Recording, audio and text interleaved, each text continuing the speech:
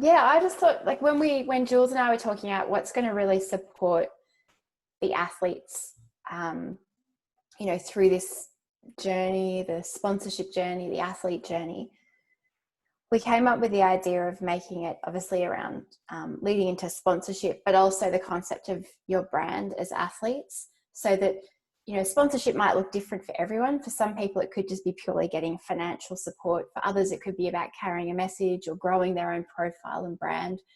And even for those who aren't interested in pursuing any kind of sponsorship, either now or ever, there's so much value that you can find from looking inwardly, looking at yourself, what you're about, what you're interested in, what you like, what you'd like to do, all that stuff, that introspective reflection and investigation that we rarely give ourselves time to do.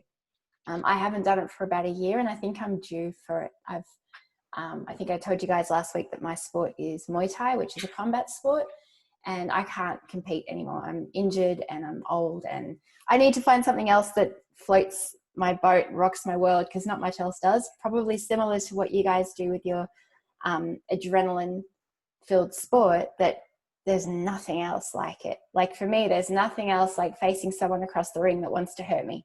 Like that's, gets you, wakes you up. And yeah, so I think this opportunity, hopefully for you guys, has been one of looking at yourselves, or at least starting to, but then also starting to look outward and see how your unique, quirky, fabulous, interesting and different self can go and connect with opportunities that are just right for you, whether that's a charitable activity or being sponsored or whatever it might be, growing a business. That's I think looking inwardly is the best way to start before you start looking outwardly.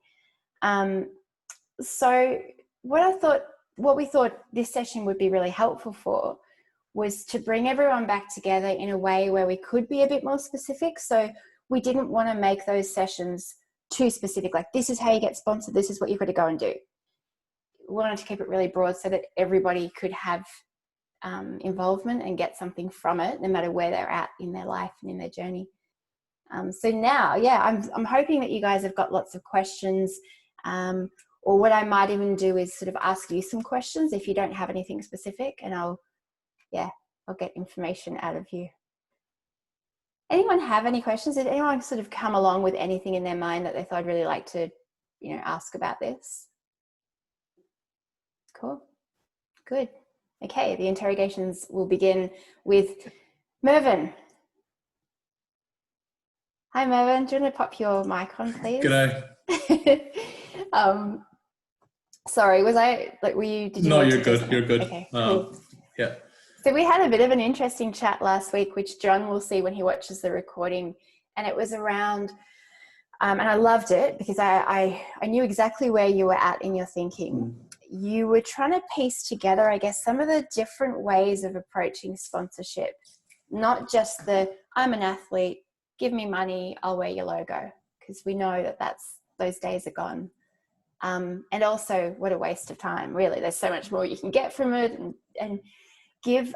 So I wondered if what we talked about last week, if that had resonated and if that had sort of led to any other thoughts. And maybe just for John's benefit, maybe just recap what where we started and where you've got to now. For sure. I basically, I work in a big corporate company.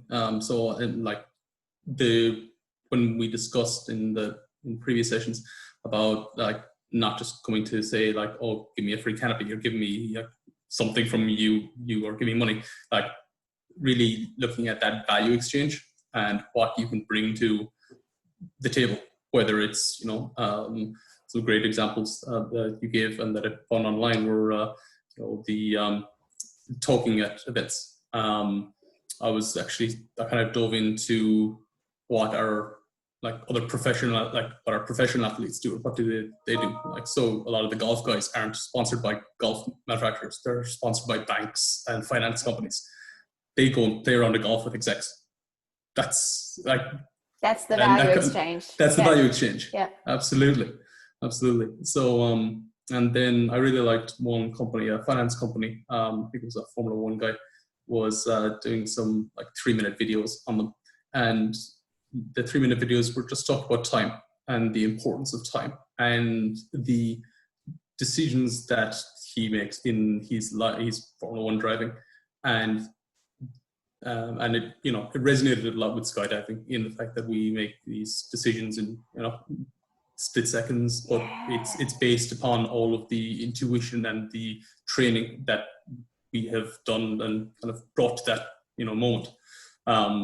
And I think those messages, I think, resonated with me an awful lot, and something that could be carried into a value exchange and the discussions with a, you know, a potential sponsor.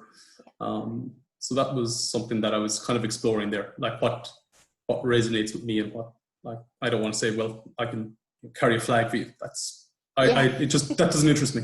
Like, but yeah, I felt there was more there, and I'm still exploring it. I'm still unpackaging that, like the concept of time, the concept of, you know, decision making and other elements in our sport that, you know, kind of lie beneath the surface, but, you know, we talk about at every, you know, training event, and, you know, looking at Andy and Andrew and Jules there, I mean, like top coaches, and ultimately when you take away the technique of what they're doing, it's decision making. It's, you know, assessing where you are at that time before you ever approach your pattern. You're at the right altitude, and you're, you know, approaching, you're making the decision 3 steps before that point. And it's something that we all do, but it takes, for me, I guess, I might just be slow. It just took me an awful lot of time in the skydiving world before I realized that. And Can it's I the same. throw something in then? Because what you're saying, it really makes sense. And I think that's something that athletes can do in so many different ways, which is draw parallels between their world, their life, their experience and knowledge, and that of a business, or that of a person going through a difficult time. Or you can relate as an athlete and as a person, you can relate what you know to so many different things. I'm going to ask you a question. I hope I don't offend you. Are people surprised that you're a skydiver? They don't know you?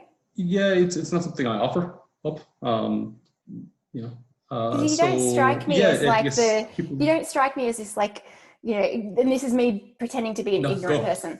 You don't strike me as someone who's just like, you know, crazy, wanting to jump out planes and risk his life. You come across as quite a measured, calm person. Yeah, thank you. Yeah, it's not so. Yeah, unless after a couple of drinks, I wouldn't say I'm that blah. Yeah, Jules, yeah. After a couple of drinks, I'm very much in your face and all energy. But because I think that's kind of cool, you know. You're not this like, yeah, man, we're gonna go like jump out of planes, or like if I die happy. You know, you're sorry, I'm being that sort of ignorant person, but you know, you're really measured. But then a lot of people would perceive your sport, especially, you know, and maybe in the corporate world, they may perceive the sport as being daredevilish and risk taking. But what you're saying is, don't judge a book by its cover.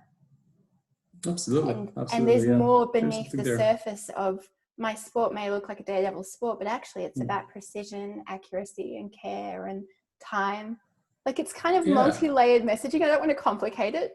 No, I love that. Thank you. Yeah, that's interesting. The company I actually work for, they make door hardware, like safes, like locks. They put all the security systems around a bunch of the antennas around Queensland there when all the base jumpers were going up.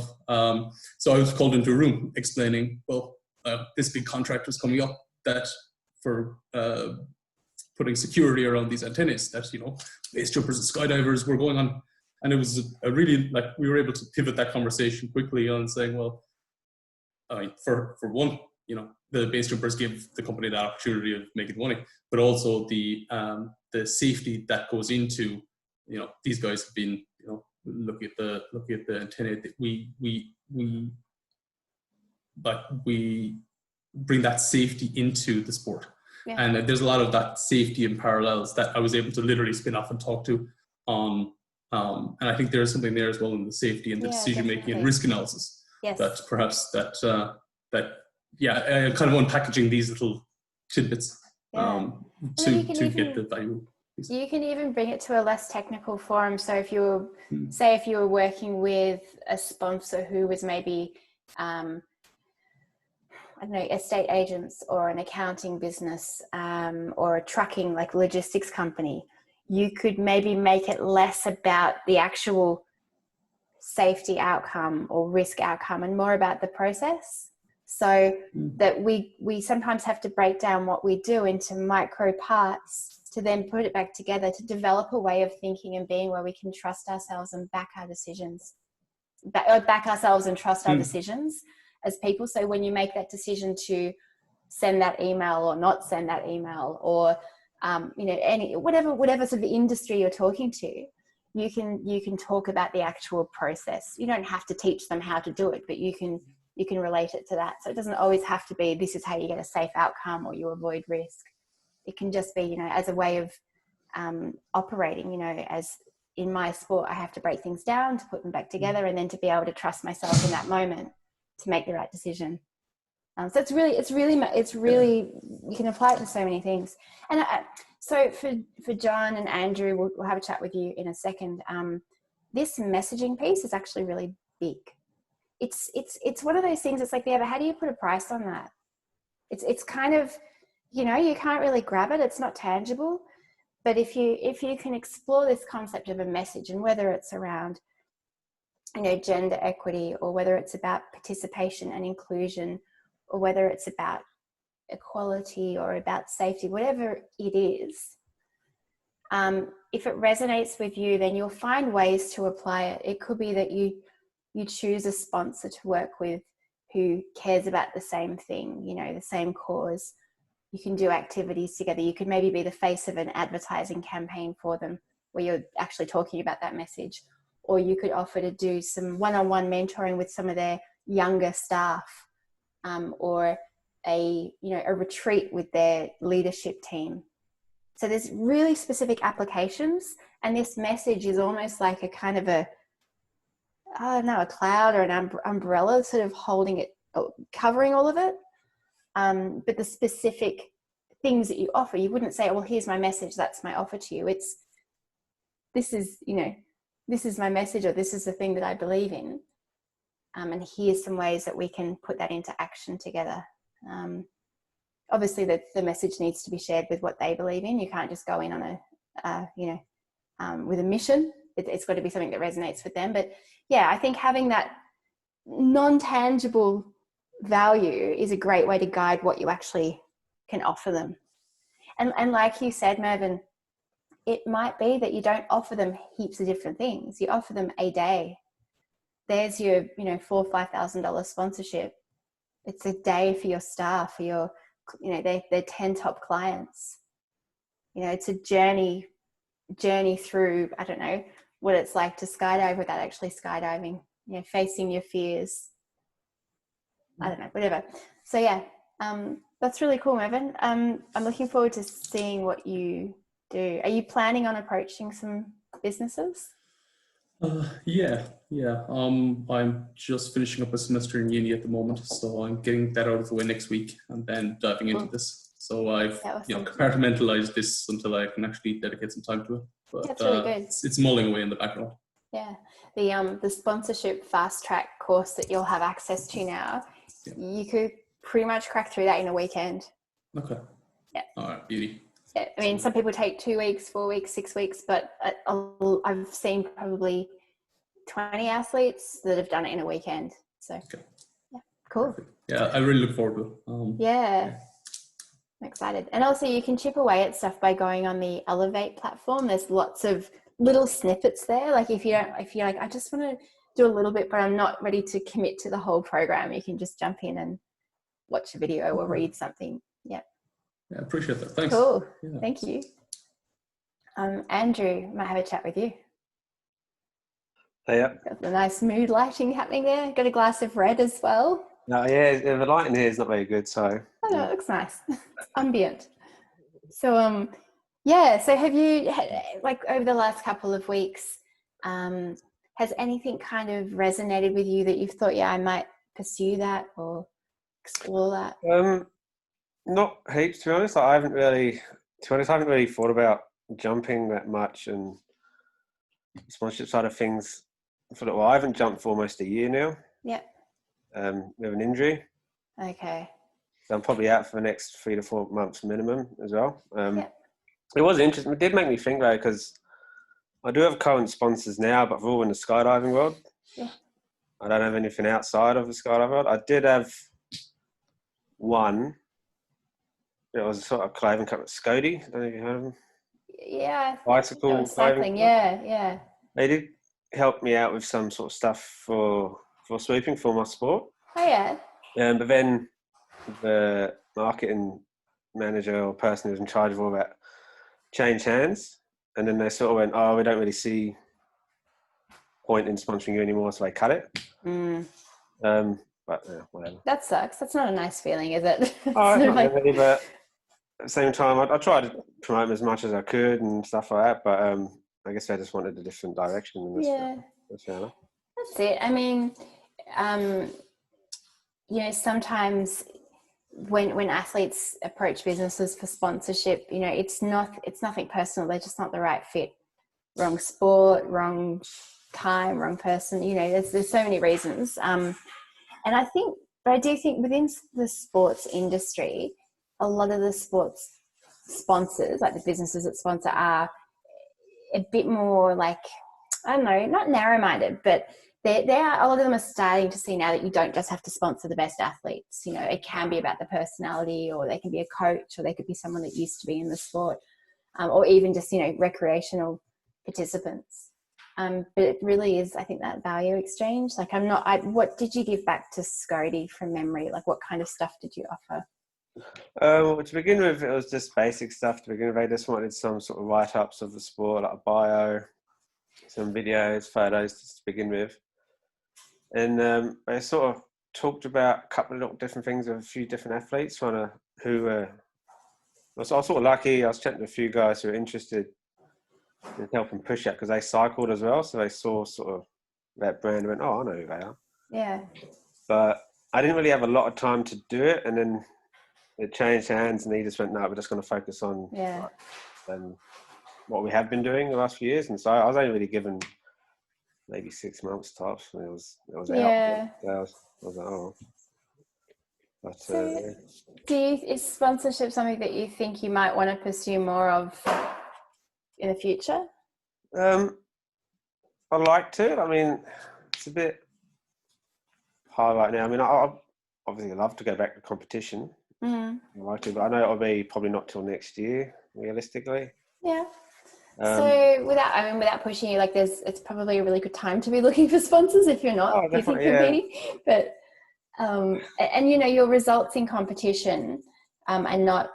And this is sort of my point to sports businesses, sports brands may be more focused on your results. But if you look at other types of businesses, you might find that your results or even your current participation may not be such a big factor. Yeah. You might find that there's other value that you can exchange. Like, are you, in terms of like your skills or your qualifications or anything like that, what else have you got going on? Like, you a coach or? I've been in the skydiving industry since 19. I'm 32 now. That's all I know. I'm currently studying for my commercial pilot's license. Oh, cool. It's a bit different, but I've been an instructor since I was 20 as well. So it's also a coach. I'm doing a lot more. Well, I was doing a lot more coaching and instructing for a little bit. Okay. Most of my jumps were tandems, unfortunately. Yeah.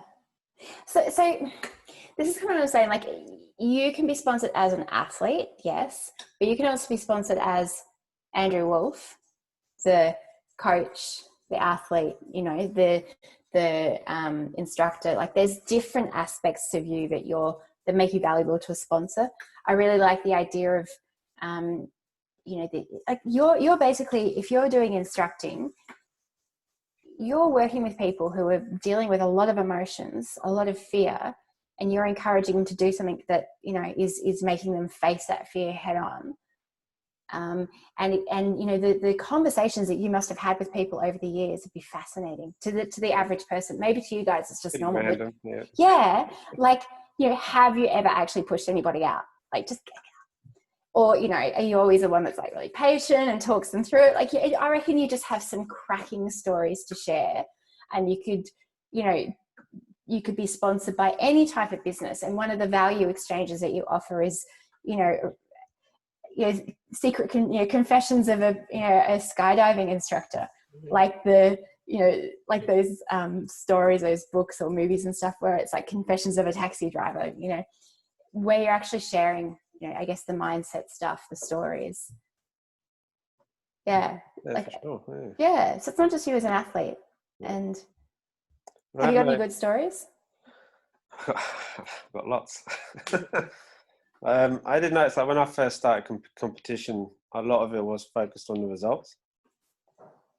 And that's what I sort of put myself towards. But now, especially over the last few years, you can see a lot more people getting sponsorship just because they got a good social media presence. Yeah. And that's one thing I do lack in. That's okay. But I'm not very good at that. That's okay. That's it. I'm not either. And maybe it's a generational thing. I'm a bit older than you, a lot older than you, but that's okay. If you've got it, great. If you don't, that's okay. You know, It's like if you're a great dancer and singer, use that. If you don't, that's okay. You go with what you've got. And I think you've got knowledge, experience, stories, you know, your own experiences as an athlete. You've got quite a lot to offer, I would imagine. If you, like I was saying with Mervyn before, like, you know, if you look at how the things that you know, the things that you care about, the things that you've experienced can be applied to offering value to a sponsor, it opens up a whole different world of sponsorship for you. And I would imagine, you know, with the sports businesses that you're sponsored by, if you went to them and talked to them about stuff like this, it might be quite different to what they've been offered by other athletes. And they may or may not find that valuable, but definitely if you look outside, you know, outside the sports industry, you might find some sponsors that would really just, really enjoy hearing from you.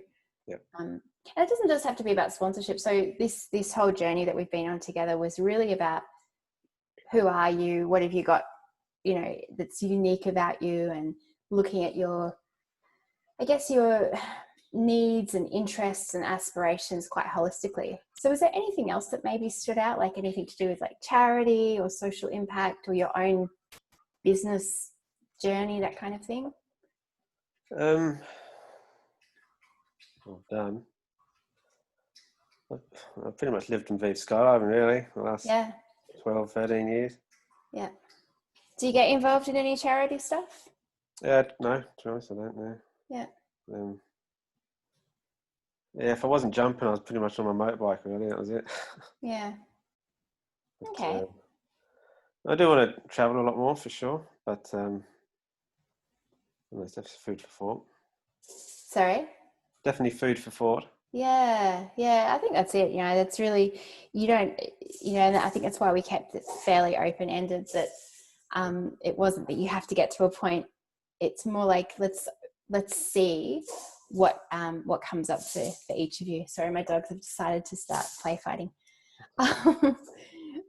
Yeah, cool. Okay, well, as I said to Mervyn, have a look in the Elevate platform, like the learning environment. You might just find something that just piques your interest there. Have a little nosy about. There's just lots of little snippets of information and videos and things like that. So you don't have to know your destination or exactly what you want, but it might just sort of prompt some thought.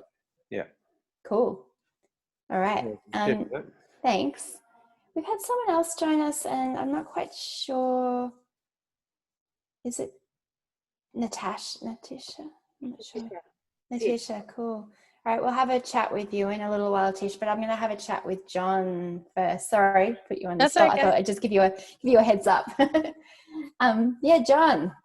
Hi, Vickie. Hi. Thanks, and Andrew, for making me feel like a sponsor whore and very cheap and nasty and will sell out to anything. So thanks a lot. I'm really glad I missed last week's session. Shit. You guys are really in-depth and lovely and nice people, and I just want my skydiving paid for and to achieve the best I can. Nothing wrong with that. I'll sell What's it. wrong with that? I don't care. Just pay for my skydiving. Sure. If Thank they're you. willing to do it, take the money. Exactly. So Yeah. I'd already engaged a PR sort of media team prior to this. I know I didn't have anything behind me from the start. I haven't competed in competition before. So to sort of build something off that, I was really banking on hopefully making the Australian team, which I did at the Nationals. Not the best performance, but I was very ill. Since then, and being away working, the team who I've sort of engaged have come back and they've been fantastic. They've put together a great package of people who want to be involved already. So on that, it's really great. It's really exciting. I do have already my skydiving covered for this year and into next year. Great. As well as like my flights to the World Championships and stuff like that. So, but I'm as the more and more I get into this, you know, I'm finding there is a lot more to it and something if I want to be involved in a certain way. And I think it's a great program and everything you've done so far is fantastic. I love it. Thanks. So I said, yes, take the money. That was my initial statement to the PR team as well. I don't care what I sell, I'll sell it. I don't care how There's you a but. Yeah. Do you want the but? Yeah, give me the but. There's a but. There's a few buts. But if you do that and you don't give back value, you run the risk of them not wanting to renew. Because absolutely, I have to be genuine as well with it. Yeah. Totally. Also, you are your biggest asset. Your brand is your biggest asset. And if you don't protect it, there are things that could damage it. So you do want to be, you know, make sure that if there's businesses that you're being connected with, that you do your own due diligence on them to make sure that there isn't a conflict of values or interests, stuff like that. And also, I think being aware of the value exchange potential in those relationships, that it's great having a PR agency because it can feel like they're solving all your problems, and they may do, and I hope they do. But also that you also take on a little bit of the responsibility of being knowledgeable. So they might do your bidding, but you know exactly what the potential relationship value exchange is. Like that they don't sell you short.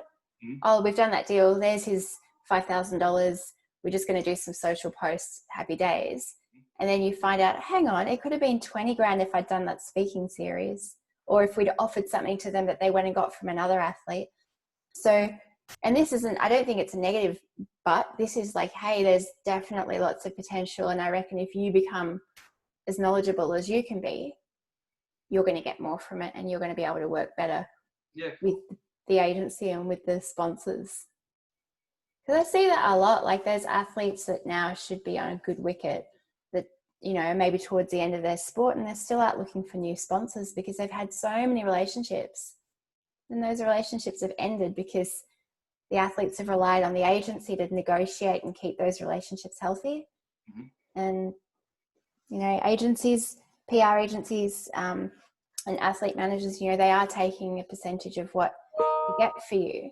But so they've got a different investment level, a different they're not personally there, they're commercially there. Thank you. There you go. So they may not see or look for the things that are important for you. Absolutely. Yeah. Cool. So is there anything else, like, I mean, sponsorship's great. Is there anything else that you're kind of wanting to do through your career as an athlete? I don't have a mission so be at this point. Yeah. I'm not here to protect the frogs of the rainforest and the Amazon. I don't have a passion within that sense. Yeah. Maybe it will become that within the future.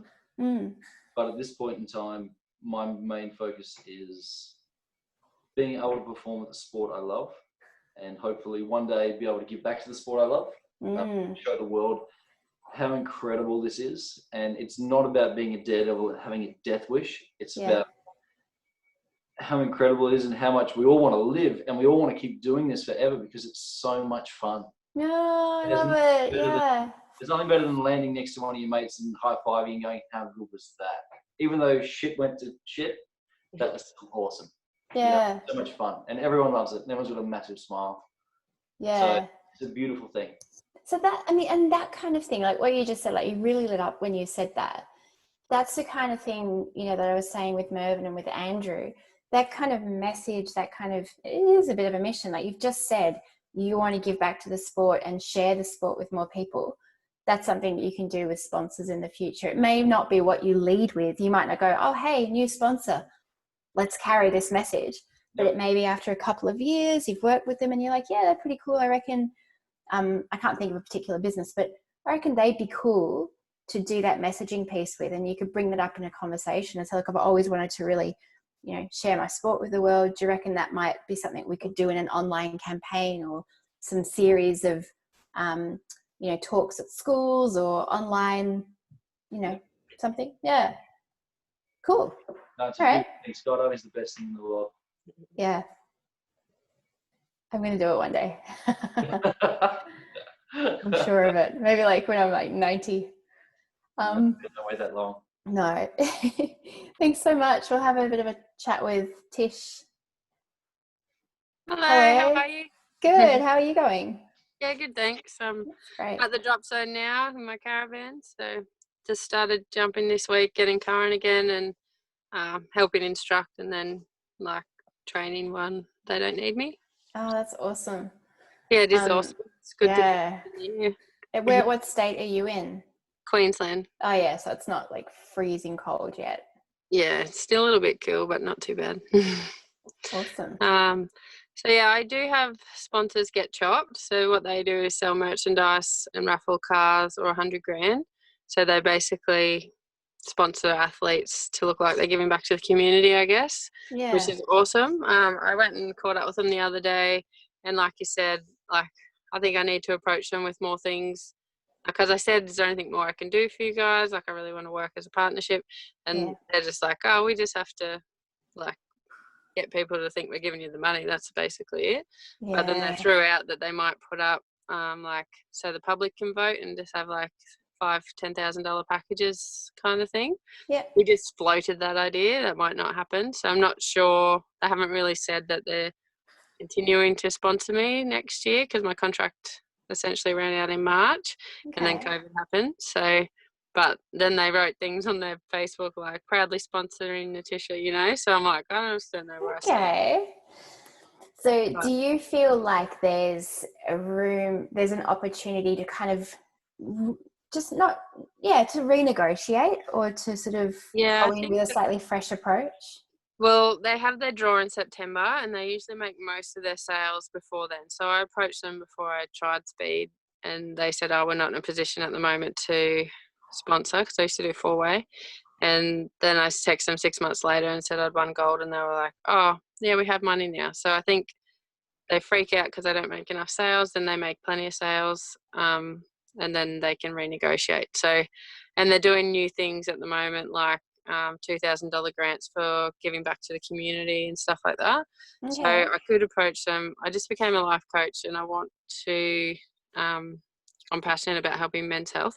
So I used to work in construction for 10 years, and they have the highest suicide rate, and I've worked in mining, and they have like the highest divorce rate with FIFO. Yes, so I really think I used to work in that. Yeah, I really think I can help there, and like maybe go to Rio Tinto, or you know, some of the bigger brands, Hutchinson Builders maybe, because they're more family orientated, and that kind of aligns with me better. Yeah, I love that. Yeah, so I want to approach them. I've been a bit lazy. I haven't done any of the work, but I wrote, when our first session, I got super excited, and I was like, oh my God, I've got so many ideas. So I think that's good. And I have mentioned to them before men's health, and then even though when I caught up with them for beer, I've kind of known one of them for a long time. And then they started talking about his divorce and stuff, and I was like, fuck, I'm already coaching you already. I was like, didn't mean to go so in depth, you know, like got deep pretty quick there, but yeah, I think I can really make a reach. So whether I offer corporate talks, or maybe like so many days a year, I can go to site, and then the guys can come and have a chat if they want to. Toolbox talk, and then you're available for the next 2 or 3 hours or something. Yeah, or even a day or so, because some of the sites are massive, you know, and then like, because they always have these massive men's mental health things saying it's not weak to speak, talk, but they don't really offer where to go to. So I could approach them and say, you know, I'm here available for the day. And then, you know, even if it is for them to get out of work for half an hour, who cares if they choose to go and do it? So then you're not offering. Nice. And I thought maybe you could pitch, you know, like you could help work this from the supervisors down, and then that will help align their, like, more of a friendly work environment, because some of them go a bit crazy. But I've just thought of something as you were saying that, because like I could imagine you spending a day or a few days on one of the sites. Like I used to go, I did marketing and I used to go out to the sites quite a lot. So I know it's quite hard to get everyone in the same place at the same time.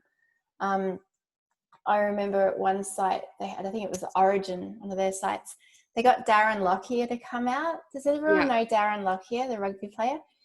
Could not understand a frigging word. Everyone's like, what's he saying? He's like, yeah, because you know, you do.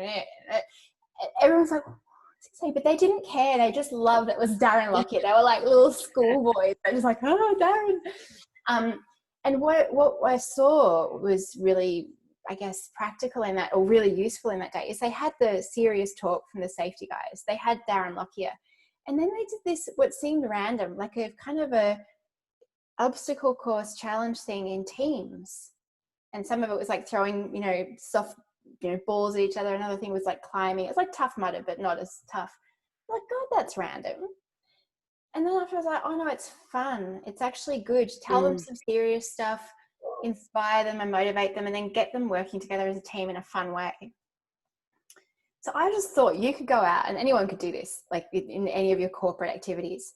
You could do your serious bit, your inspirational bit, offer to, you know, be there available for them to come and talk to you. But you could do some kind of fun activity, like where you get people into teams and they've got to design a parachute and have like a little, I don't know, Lego man or something. And the idea is they've got to drop it off, you know, a height and try to make it, you know, float to the ground without injuring the guy or something. I don't know, just really random and silly, but still fun. Because I think you want to take your sport into this, and not everyone's going to want to go and jump out of a plane, but you can bring it in a fun way and then get them, you know, doing activities together. It's fun. It's getting them talking about their feelings, which if they've done, they may be feeling a bit vulnerable.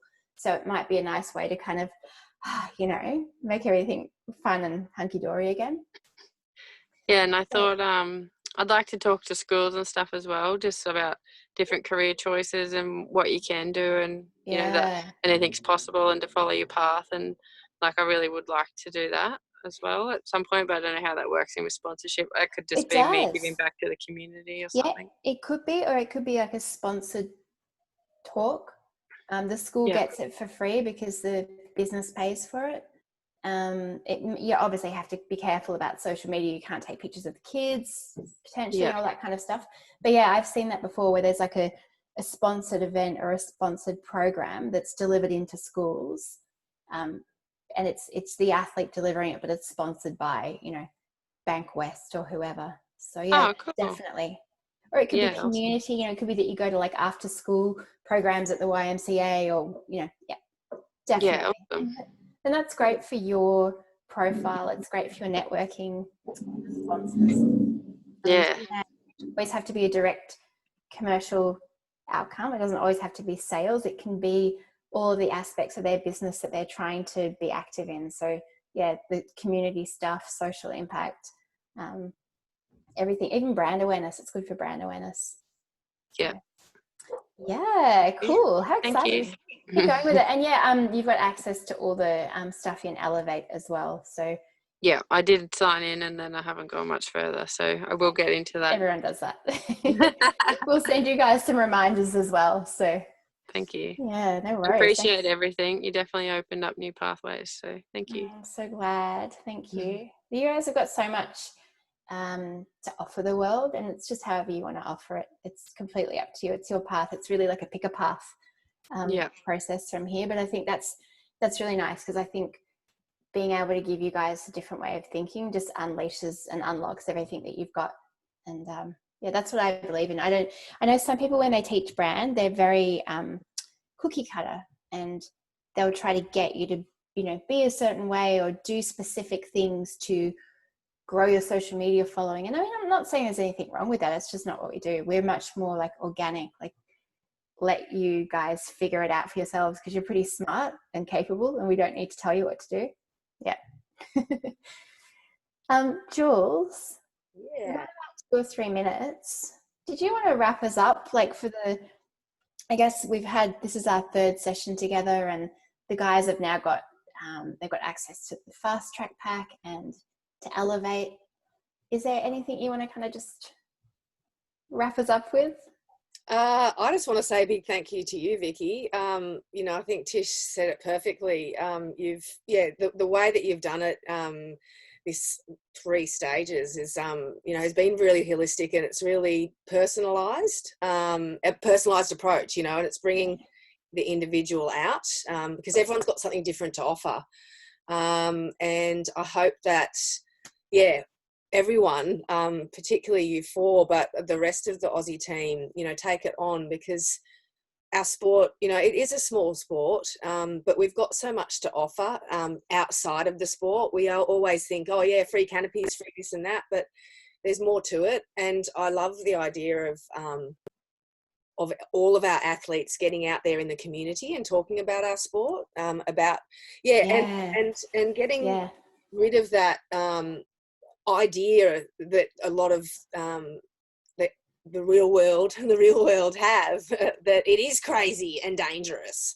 You know, I'm sure it is, but the you know, stigma, like nerve, you know, that stigma, that's right. You know, we are really, you know, precise in our decision making, and we take safety very seriously, and it would be nice to change the mold, change what people think of us. Yeah, I'm excited. Yeah. So good luck, everyone. Awesome. And thank you so much, Vickie. Yeah, there's so much information that you've given us with the Elevate program, the Fast Track. I'm really excited to see where it takes some people. Yeah, cool. Well, I'll check in on you guys from time to time, and I'm sure we'll speak again. But yeah, you guys have been so much fun to work with. Thank you so much, and really appreciate it. Thanks so much, Vickie.